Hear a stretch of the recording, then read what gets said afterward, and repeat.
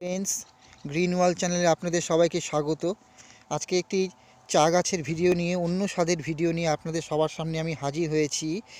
এই যে প্রকৃতির করাল গ্রাস চা গাছের উপরও প্রভাব পড়েছে, দেখতে পাচ্ছেন চা পাতাগুলি কীরকম লাল হয়ে গেছে। এইরকম কিন্তু পূর্বে ছিল না, যেহেতু দিন দিন আবহাওয়া পরিবর্তন হচ্ছে, গ্লোবাল ওয়ার্মিংয়ের উপর একটা গ্লোবাল ওয়ার্মিংয়ের ব্যাপার আছে। গ্লোবাল ওয়ার্মিংয়ের প্রভাব আমাদের আবহাওয়ার উপর পড়ছে, সেইটা কিন্তু চা গাছের উপরও পরিলক্ষিত করা যাচ্ছে।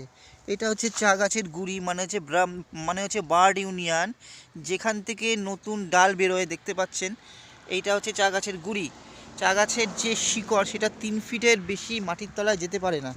যেমনটা আমরা জানি, বড় গাছের শিকড় কিন্তু মাটির অনেক গভীর পর্যন্ত চলে যায়, তাদের জল এবং খাদ্য সংগ্রহ করতে পারে। চা গাছ কিন্তু সেটা করতে পারে না। গোলাপ গাছ এবং চা গাছ প্রায় একই রকম, খুব সুখী গাছ। সেই ক্ষেত্রে আবহাওয়া যেহেতু খুব গরম, চা গাছের উপর খুব প্রভাব পড়ছে। আবহাওয়া এবং প্রকৃতির করাল গ্রাস চা গাছের উপর পড়েছে। সেই কারণে দেখতে পাচ্ছেন চা পাতাগুলি লাল হয়ে গেছে, কোনো জায়গায়, বেশিরভাগ জায়গায় লাল হয়ে গেছে। এবং এই ক্ষেত্রে এতে দেখা যায় পোকার আক্রমণও খুব বেশি হয় চা গাছের উপর, পেস্ট অ্যাটাক হয়। সূর্যের প্রচণ্ড গরম, এই সকালবেলায় এসেছি, তাতেই দেখা যাচ্ছে খুব গরম পড়েছে, গরম লাগছে, এবং সেইটার প্রভাব কিন্তু চা গাছের উপর পড়ছে। হালকা হাওয়া দিলেও বেলা বাড়ার সঙ্গে সঙ্গে কিন্তু গরমের প্রভাবটা পড়ছে। এটা কিন্তু চা গাছের উপর খুব পড়েছে। যেহেতু আমি ডুয়ার্স থেকে বিলং করি, ডুয়ার্সে কিন্তু আগে এরকম আবহাওয়া ছিল না। এটা পুরোটাই গ্লোবাল ওয়ার্মিংয়ের জন্য হচ্ছে।